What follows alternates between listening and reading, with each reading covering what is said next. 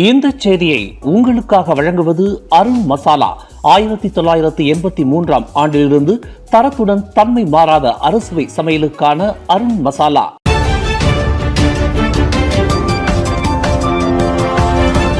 வணக்கம். திசைகளின் ஒரு மணி செய்திகள். சொக்சோ இழப்பீட்டில் மோசடி வேலைகள், 3 மருத்துவர்கள் மற்றும் இதர 30 பேருக்கு தடுப்பு காவல்.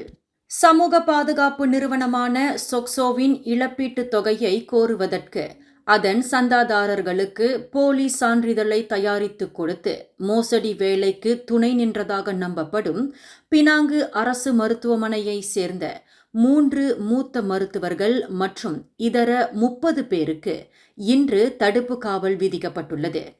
26க்கும் 60க்கும் இடைப்பட்ட வயதுடைய 3 மருத்துவர்கள் உட்பட 33 பேர் கைவிலங்கிடப்பட்ட நிலையில் பலத்த பாதுகாப்புடன் இன்று காலையில் பினாங்கு ஜார்ஜ் டவுன் நீதிமன்றத்திற்கு கொண்டுவரப்பட்டனர். விசாரணை கைதிகளுக்கான SPRM-இன் ஆரஞ்சு நிற டி சட்டைகள் அணிய செய்து 2 வீதமாக பெரிய கும்பலாக நீதிமன்றத்திற்கு கொண்டுவரப்பட்ட 3 மருத்துவர்களும் இதர 30 பேரும் தங்களை அடையாளம் காட்டிக்கொள்ளாமல் இருக்க முகக்கவரி அணிந்து கொண்டும் கைகளாலும் முகத்தை மூடிக்கொண்டும் நீதிமன்றத்தில் காணப்பட்டனர். கைது செய்யப்பட்ட 3 மூத்த மருத்துவர்களில் 2 சபராங்ஜயா அரசு மருத்துவமனையை சேர்ந்தவர்கள் ஆவர். மற்றொரு மருத்துவர் புக்கிட் மர்தாஜாம் அரசு மருத்துவமனையை சேர்ந்தவர் ஆவார். சொக்சோ இழப்பீட்டு குழுமத்தில் இடம்பெற்றுள்ள மருத்துவர்களின் ஆதரவுடன் போலியான மருத்துவ ஆவணங்களையும் சான்றிதழ்களையும் தரவுகளையும் தயாரித்து சட்டவிரோதமான முறையில் சொக்சோ இழப்பீட்டை பெறுவதற்கு அதன் சந்தாதாரர்களுக்கு துணை நின்றுள்ளனர். இவர்களிடம் இருந்து சான்றிதழை பெற்ற சொக்சோ சந்தாதாரர்கள் முடத்தன்மைக்கான இழப்பீடு மற்றும் வேலை செய்ய இயலவில்லை என்று கூறி மாதந்தோறும் கிடைக்கக்கூடிய உதவித்தொகை ஆகியவற்றை பெற்று அந்த சமூக பாதுகாப்பு நிறுவனத்தை மோசடி செய்ததாக கூறப்படுகிறது. ரஷ்யாவின் தூர கிழக்கு மாநிலத்தின் முதன்மை துறைமுக மாநகரான விளாடிவாஸ்டாக்கிற்கு பிரதமர் டத்தோஸ்ரீ அன்வார் இப்ராஹிம் 2 நாள் அதிகாரத்துவ வருகையை மேற்கொண்டுள்ளார். பிரதமர் தலைமையிலான மலேசிய பேராளர்கள் குழுவினர் சிறப்பு விமானம் மூலம் மலேசிய நேரப்படி இன்று புதன்கிழமை காலை 6:33 மணிக்கு விளாடிவாஸ்டாக் அனைத்துலக விமான நிலையத்தில் தரையிறங்கினர். பிரதமருடன் வெளியுறவு அமைச்சர் டத்தோஸ்ரீ முகமது ஹசான், முதலீடு வர்த்தகம் தொழில்துறை அமைச்சர் Tengku Datuk Seri Zafrul Abdul Aziz, Selangor Menteri Besar டத்தோசரி Amirudin, விவசாயம் மற்றும் உணவு பாதுகாப்புத்துறை துணை அமைச்சர் டத்தோ அத்தூர் ஜோசப் குரூப் மற்றும் அரசாங்க உயர் அதிகாரிகள் உடன் சென்றுள்ளனர். செப்டம்பர் 3ஆம் தேதி தொடங்கி 6ஆம் தேதி வரை நடைபெறவிருக்கும் 9வது கிழக்கு பொருளாதார ஆய்வரங்கிலும் டத்தோஸ்ரீ அன்வார் உரை நிகழ்த்தவிருக்கிறார். அரசாங்க மருத்துவமனையை சேர்ந்த 3 மருத்துவர்கள் சம்பந்தப்பட்ட சொக்சோ இழப்பீடு மோசடிகள் தொடர்பில் மலேசிய ஊழல் தடுப்பு ஆணையம் மேற்கொண்டு வரும் விசாரணைக்கு சுகாதார அமைச்சு முழு ஒத்துழைப்பை நல்கும் என்று இன்று உறுதியளிக்கப்பட்டுள்ளது. இந்த மோசடி வேலைகளில் சம்பந்தப்பட்டுள்ளதாக நம்பப்படும் அரசு மருத்துவமனையை சேர்ந்த 3 மருத்துவர்களை சுகாதார அமைச்சு தற்காத்தது.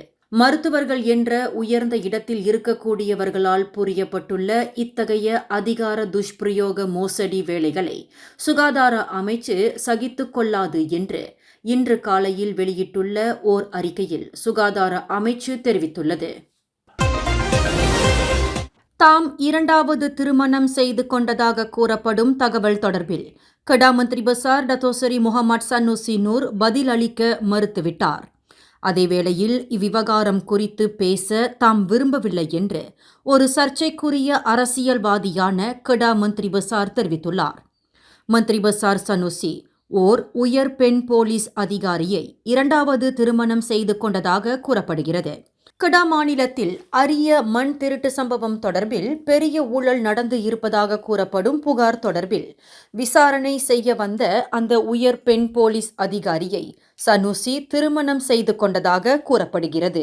கடந்த ஞாயிற்றுக்கிழமை வாங்கியில் முன்னாள் பிரதமர் துன் மகாதிர் முகமது தலைமையில் நடைபெற்ற எதிர்க்கட்சியின் 4 மாநிலங்களுக்கான SG4 மாநாட்டில் சன்னூசி குறித்து சில வதந்திகள் பரவியுள்ளன.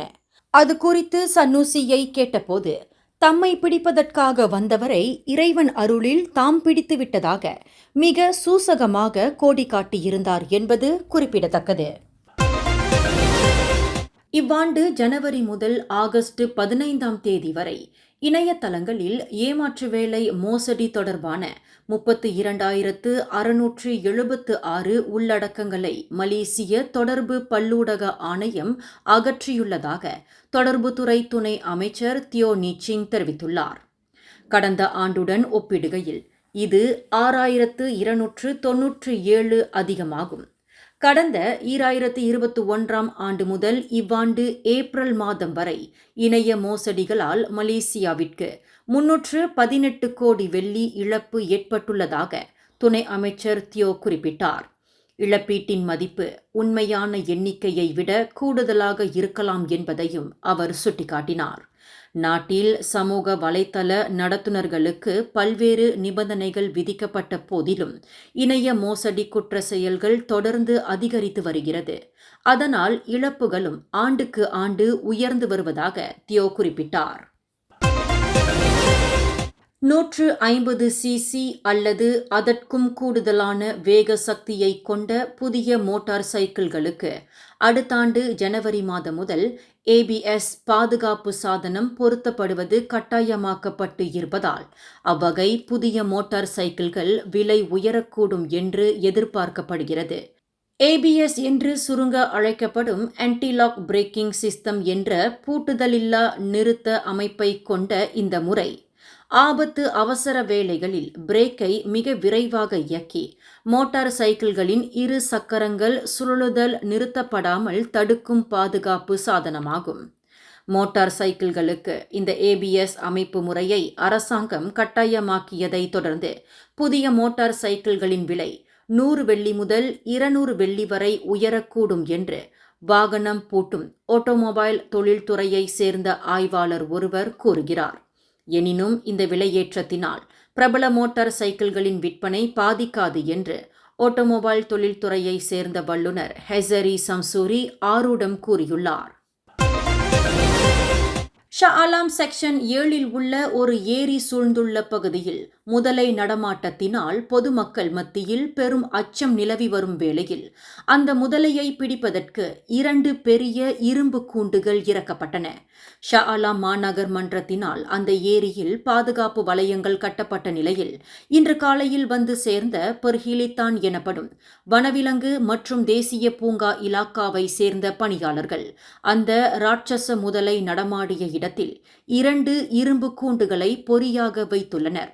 ஒவ்வொரு இரும்பு கூண்டின் எடையும் 200 கிலோவாகும். நகரி சம்பிலான் பெர்ஹிலித்தானிடம் இருந்து இரவலாக பெறப்பட்டுள்ள ஒவ்வொரு இரும்பு கூண்டும் அந்த ராட்சச முதலை சிக்குவதற்கு பிரத்யேகமாக வடிவமைக்கப்பட்டதாகும் என்று அதன் தலைமை இயக்குனர் வான் முகமது அடீப் வான் முகமது யூசுப் தெரிவித்தார். பெர்ஹிலித்தான் அதிகாரிகள் அந்த முதலையின் நடமாட்டத்தை கண்காணிப்பதற்கு அந்த ஏரி பகுதியில் நிறுத்தப்பட்டுள்ளனர் என்பதையும் அவர் விளக்கினார். இந்த செய்தியை உங்களுக்காக வழங்கியது அருண் மசாலா. 1983ஆம் ஆண்டிலிருந்து தரத்துடன் தன்மை மாறாத அறுசுவை சமையலுக்கு அருண் மசாலா. மேலும் செய்திகளை தெரிந்து கொள்ள கீழே இருக்கும் பெல் பட்டனை அழுத்துங்கள். உங்கள் மகிழ்ச்சியை வெளிப்படுத்த லைக் மற்றும் ஷேர் செய்யுங்கள். தொடர்ந்து திசைகளோடு இணைந்திருக்க சப்ஸ்கிரைப் செய்யுங்கள்.